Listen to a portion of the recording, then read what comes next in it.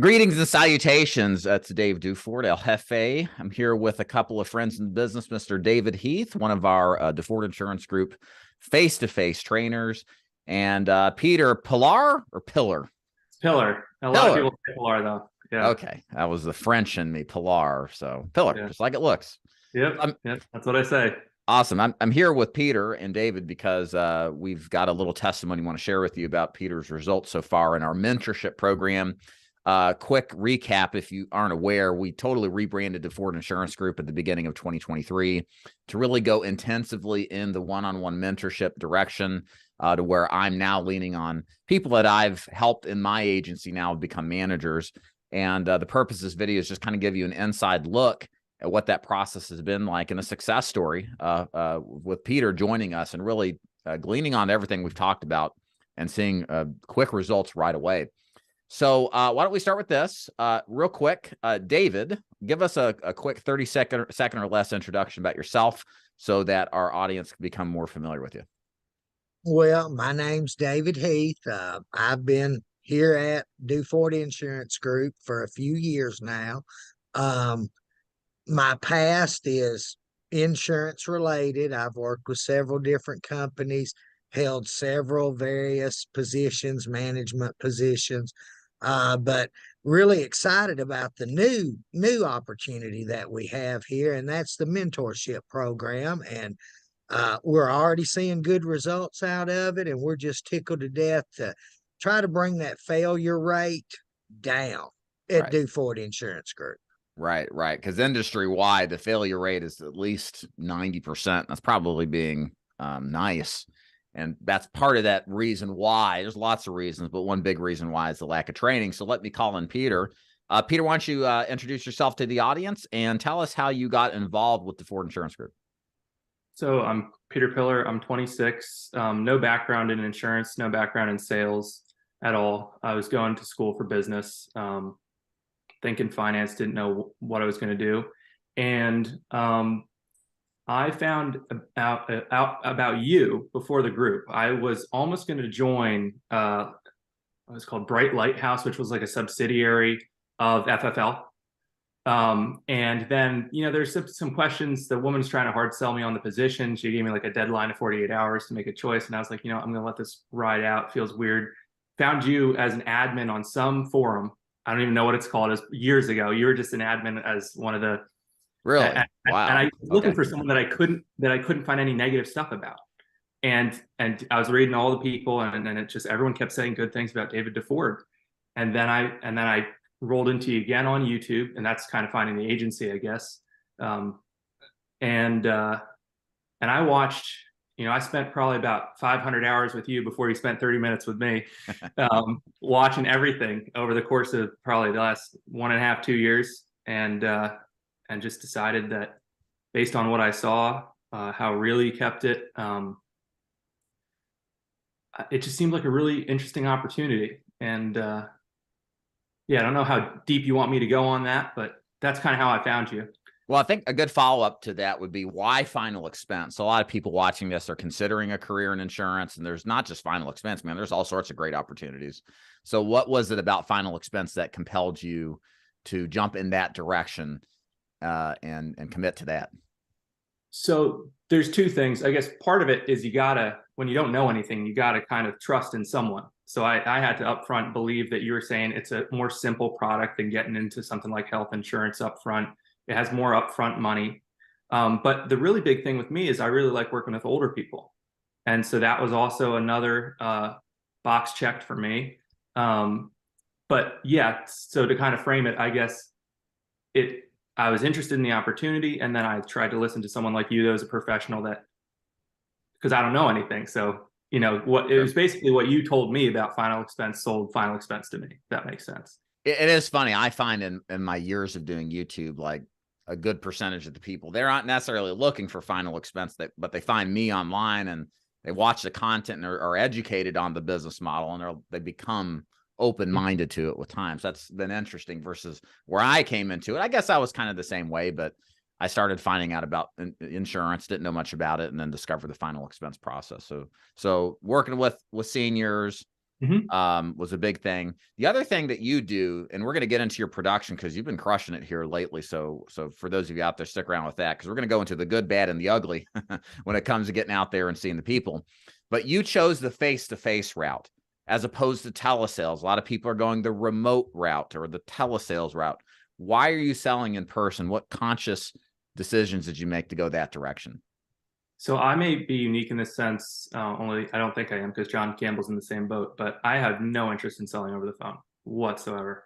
I love the idea of going out and meeting people face to face, seeing parts of the townships and country that I haven't seen, meeting their pets and sitting down and like that. That to me is a huge part of this business. And it was theoretically up front, and then it proved to be true. It's something that I really enjoy about this. I mean, I literally go around, sit down with old people, have a cup of tea and pet their cat. And we just talk about, a few things, but mostly we were talking about their kids half the time. So it's everything I thought it would be.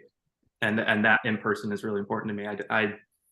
I don't want to be stuck in a room. I'm not like that. I'm not a homebody like that. I want to be out doing stuff. So that was going to be my follow-up. Was it more of that you love being with people in person or that you hate the idea of being stuck in the home that kind of drove you to the in-person side? I think both. I think it's like I'm fully sold on being in person for both of those reasons. Yeah. Were you fully sold when you started, or did you get fully sold after you started seeing the people, getting in front of them and presenting? I'd say it was twofold. I loved my experience in the field has been excellent. And also when I talked to Chris, what's his last name? Sorrentino. Yeah. When I talked to him and he was super honest about what telesales is really like, and the volume you do, and I don't know, the combination of those two things, having that realistic framework for what that's like. It just kind of culminated in me just completely being, and also a huge part of it was what you said is that I have no background in sales. I have no background in insurance. And the way you always said it is this is the best route to go first, direct mail, face-to-face, final expense. So I literally just followed what I heard you say over the last 2 years. Right. Yeah. I'm afraid that I'm coming off to my audience as anti-telesales. It's not the intention. What I try to do, we train agents. I mean, Chris wrote 32,000 in a week of final expense. He's been working with us for years now, and it's all over the phone with him. So we're not against telesales, but I guess what I'm more concerned about is the longevity of an agent's career, and really more importantly than well, that's important too, but getting started is what's really, really important on the right foot. And my advice to anybody out there who's considering, should I sell remotely or over the phone, or should I go see people? If you really feel in your heart of hearts you should sell in person, do that. Likewise for telesales. If you feel like you're made for the phone, that remote sales is just this appealing concept and you love the idea of it, follow your heart and your gut. If you're unsure, though, the odds are higher for success industry-wide if you just sell face-to-face. It's just the way it is. It's not, I won't say it's easy to sell face-to-face. It's not easy at all, but it's simpler. And there's a lot less complication than what one would find doing telesales. So just a little bit of advice for agents. David or Peter, do you want to add to that before we move on? Well, one thing, Dave, with me, if you're a people person, I really believe, at least starting out in face-to-face, because I've had friends in the business that started there because, like you said, it is easier to get your start. With telesales, there's all this technology involved nowadays, and someone like me that struggles with that a little bit, that is a deterrent for me. Not to say because Chris is killing it, and others are in our group, but I think if you're just a people person, you'll know which one you want to do. But the one thing I do want to add that I like is here at Duford Insurance Group, we tell the good, bad, and the ugly about all. And Peter even mentioned that Chris told him the ugly, which most people do not do in this industry. I love the some of the other influencers out there, and I'm on good terms with everybody, but there's one in particular where a certain YouTuber like, hey, I sell over the phone. I'm on the beach and I'm sitting here in my beach chair and watching the waves go by and I'm closing deals. I was like, come on, man. Like, no, you're grinding it out all day long, 10 to 12 hours. There ain't no beach sitting. You're not sipping on a, martini or whatever. Like you're in your room with the doors closed so nobody will distract you. God forbid you're on a beach, all sorts of distractions there. So there's this idea of this glory with it, which, I guess there are some nice things about it, but work is work, and it's just the way it is. So let's transition. Let's talk about the mentorship, because again, that's the big thing to me about what we've done differently, and really where I think we excel versus the entire competition out there. Nobody really does the kind of training we do to the level that we do. And we were always really good with training, but bringing David on board, as well as our other teammates help train agents, has been, I think, life-changing. So Peter, can you kind of describe what the mentorship aspect has been like to you and how it's helped you overcome that learning curve, seeing success in the field? Yeah, so I'm going to quote someone that's a lot smarter than me, because I think that's always good. Alex Hormozy put it that you're paying down your ignorance tax, that the only reason that's keeping you from your goals is that you're getting taxed on what you don't know every year. That there are other people out there doing it. They just have a skill set and knowledge that you don't have, and you can go acquire it. But until you acquire it, you're taxed at that, whatever you want to call it, premium for not having it. And so this program has accelerated that, reducing that. I don't even know it from what I've heard from David, what I've heard from John and other people I've talked to. I mean, it sounds like I've shrunk about 3 to 6 months of a learning curve in a week to 2 weeks. I mean, that's just incredible. That's a tremendous amount of suffering mitigated out in the field, pulling your hair out, having trouble with applications. Just everything you can possibly fathom can go wrong in this industry, will go wrong. And having someone that I can call, that's on call, throughout the day. I mean, I think my first 5 to 6 apps, I had them on the phone for each one. I mean, it was invaluable. Who knows how many of those wouldn't have gone through if I didn't have that feedback. So I am under no illusion that this was like simply my doing. I'm doing the work. I'm doing what everyone tells me to do. But it doesn't take a genius to realize how many things can go wrong in this industry if you don't have direction and counsel. And I'll add to this, and then David, I'm going to pop you in here. I want you to kind of describe how the mentorship works kind of day to day with new agents with us. Yeah, man, when it comes to this business, the biggest issue, and this is the nature of how this business has been, and it has grown more this way. It's remote. Even though you're selling in person, it's remote. David lives in Tennessee. Peter, you're up in Pennsylvania. Mm-hmm. It's not like you report to an office every day where you have to report to a superior, where you'll have ride-along opportunities at your beck and call. It's just not like that anymore for the vast majority of agents. And there's this huge chasm that's now been created where this knowledge gap is a lot harder to fill because there's not somebody in your corner to help you out to the extent. Yeah, because the way it works now is again, most organizations, what do they do? They mass recruit. You got a pulse, throw you into the mix and figure it out. Good luck. And you got to figure things out. But there's this tenuous period in the beginning where we're having help from some agents. For a lot of agents, it means the difference between success and failure. And that's kind of, I think, what we're trying to fill the gap in at the Ford Insurance Group now with mentorship is helping those agents who may otherwise fail, who didn't have somebody who was taking their phone calls, helping them with apps, et cetera, get through that learning curve, like you said, in a lot faster period of time and seeing success a lot faster. So I'm super pumped about it because it is really a game changer. David, talk about how the mentorship looks when a new agent joins and works with you on the face-to-face side. Okay, basically, they would join. There's different outlets out there of how to join. But once they join, basically I receive an email that someone has joined the program. Well, I immediately try to either text or call, just to make that first acquaintance with them, let them know who I am. And then what we'll do, that I'll go ahead and get them started on script.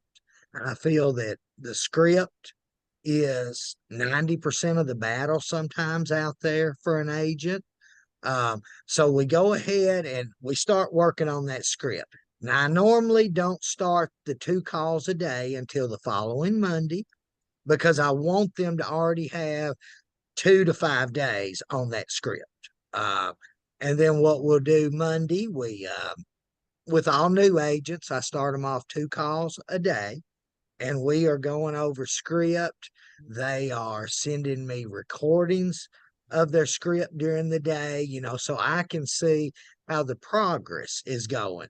And I tell you, you take one from one of our first meetings and compare it to the one on Friday afternoon, there's such a difference, Dave. And I think that part right there, because me personally, I feel a lot of agents fail in this business because of lack of confidence off the bat.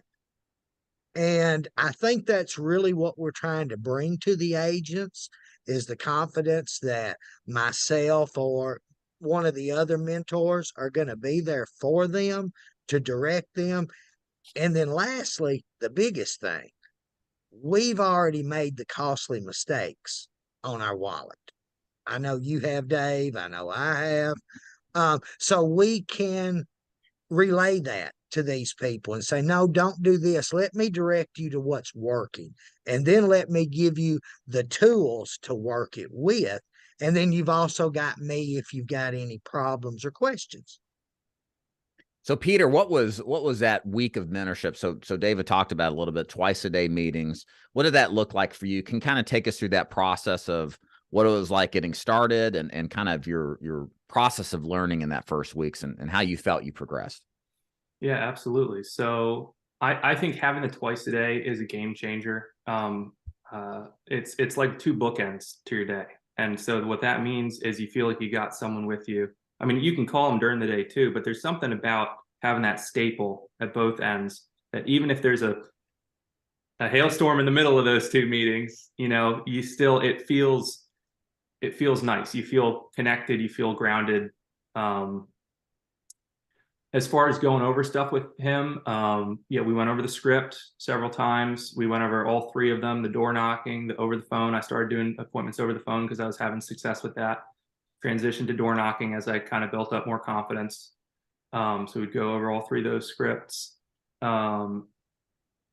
He helped me with a lot of other stuff too, like just things that make things work more smoothly in the field. Like I printed out a sheet for I'm not going to get too into the weeds here, but with prosperity, with the health questions, then I can just go down them. I kind of know where they're going to land. And then from there, just the little things that add up and make a huge difference. I mean, that's what mentorship does. It's the 5-minute conversations here and there. It's, them listening to your thing and giving you one pointer there. I mean, those like 1-2% things, they add up into you being 120% ahead of someone else that doesn't have it very quickly. Yeah, and probably David and I can both attest. I mean, when we started, I had somebody who would take a phone call or two, but we're on our own, and to some extent, you're your own worst enemy in this business. You start thinking, well, I don't want to go work. I've had a bad day. Let me just stay at home. When you could be out there door knocking, there's your next big commission check's behind that extra door knock or 2 that you didn't do, right? And it's just like death by 1,000 paper cuts. But, one of the things you get with us, and we're not nagging you or yelling at you, or it's not like micromanagement, but it's that kind of gentle nudge that you need to hear, that voice you need, that we all need, that we'll probably try to avoid on our own, is kind of where the mentorship, philosophy really comes from, and doing the things we know we need to do, but maybe find in our beginnings are, less encouraged to do so. So take us through that. Go ahead.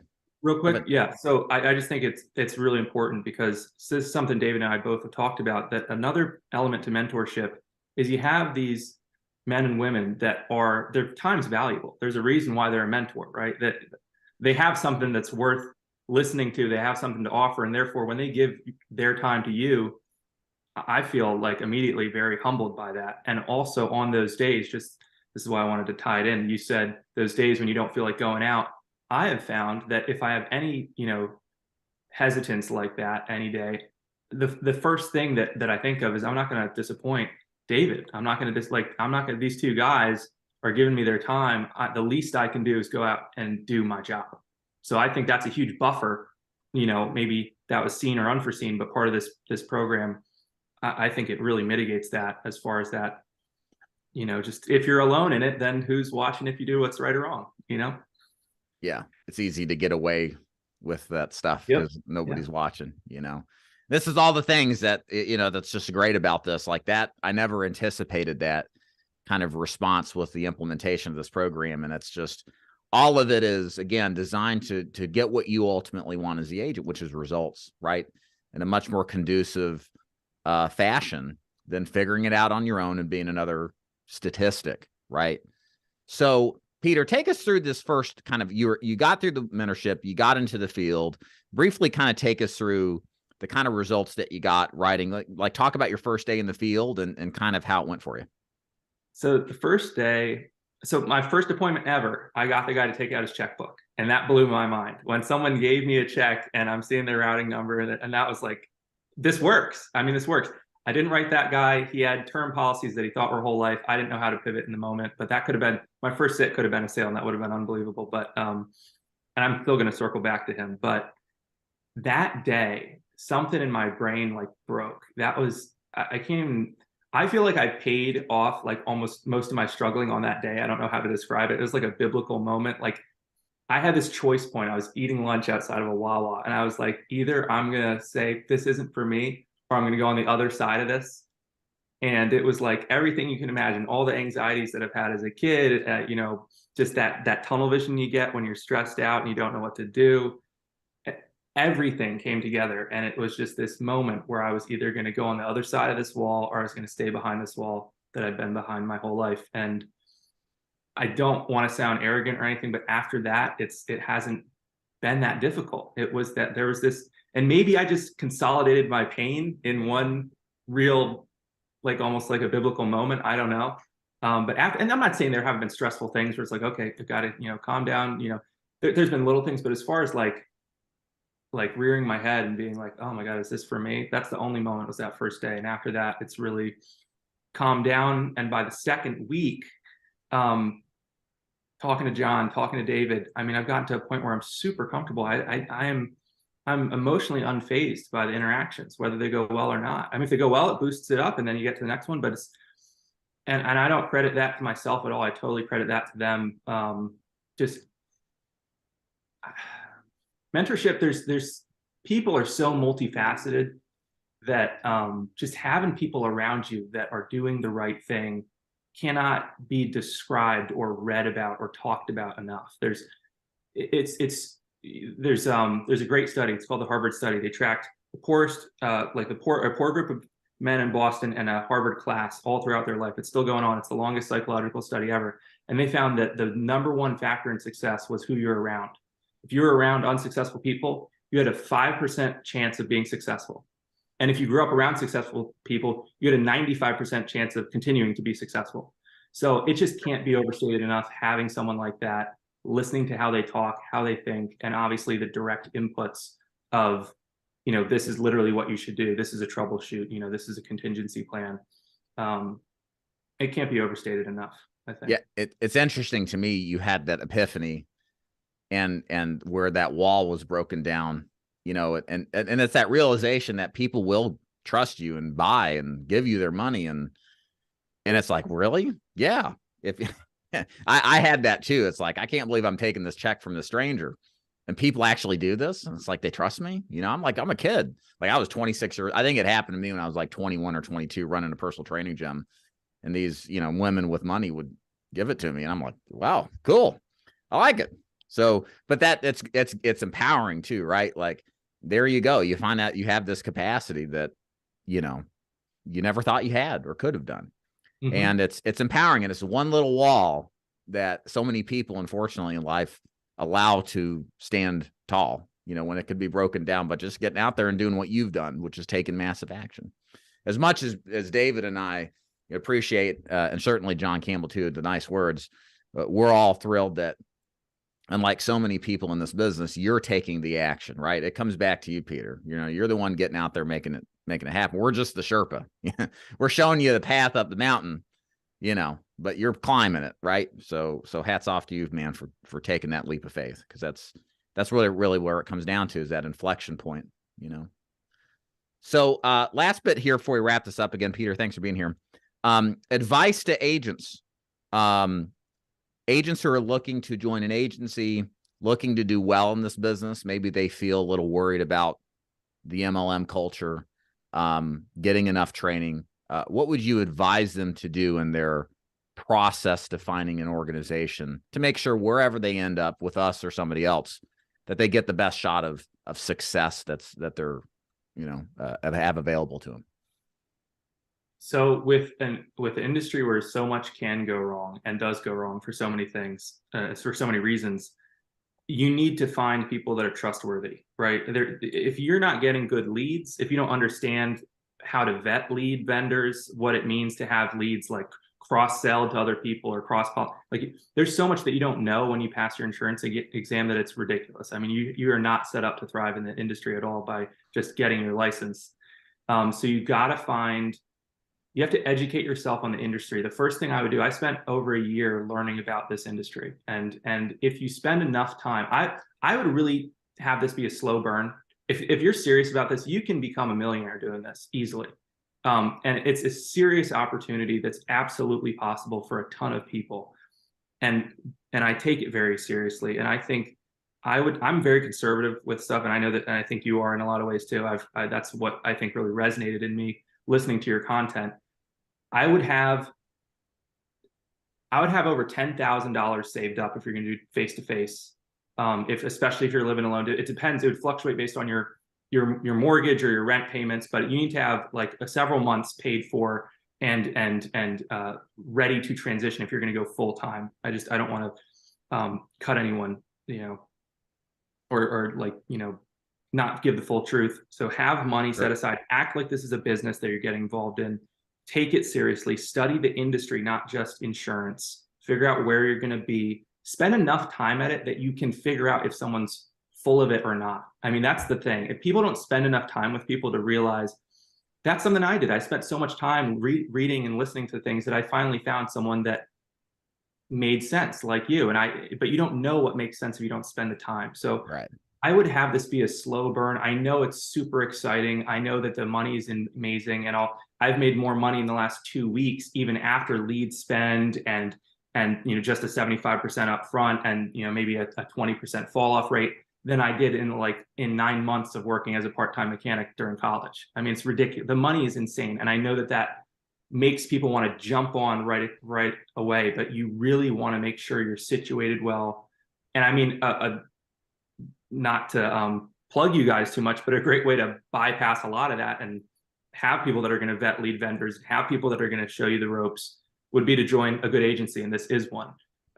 There are other ones too. I was looking at a few, but there are a lot of elements that just the fact that you had also done the social media element, I thought, as I started to grow, not just from my production, and I wanted to be around someone like you that I could pick your brain maybe down the road about how you branded yourself on other levels. But I would take a very conservative approach, take this very seriously. This can absolutely change your life and give you a life that you could never even dream of.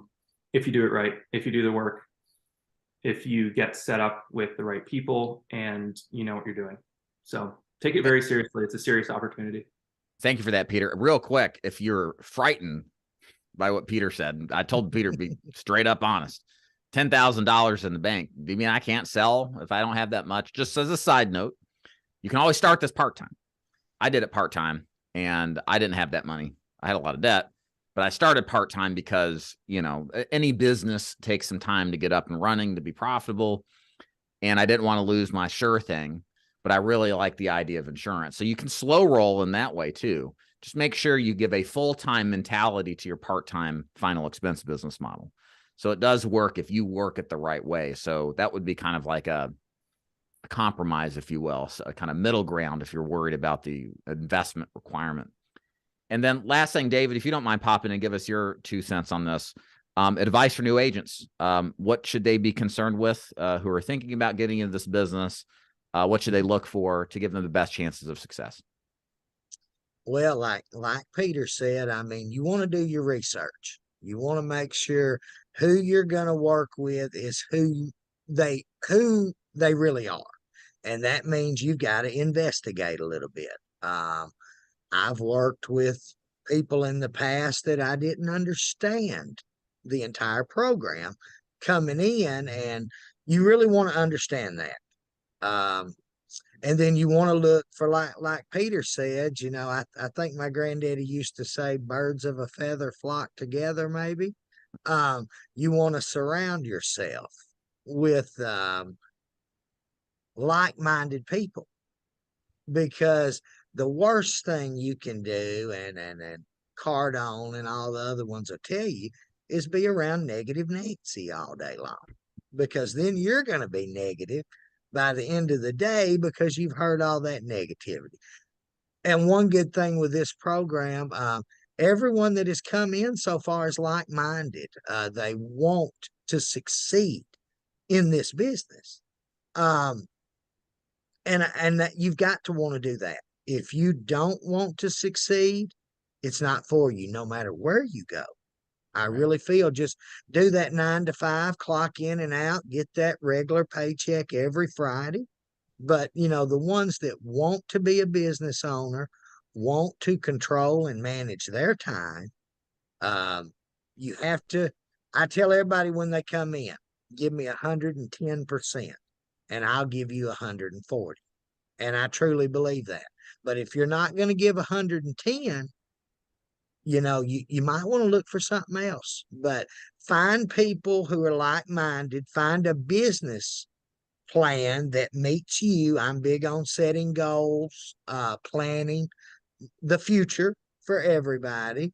And then also, I mean, find somebody that'll tell you the truth. You know, that's my biggest thing. You know, I want somebody who's going to tell me they beat 10 doors yesterday, struggled all day long, and stayed out long enough they finally got that $1,200 in the bank at 9 o'clock at night. You know, I want people that's not going to sugarcoat it. You know, Kool-Aid, we call it. Don't drink the Kool-Aid. But yeah, I mean, that's my take on it, Dave.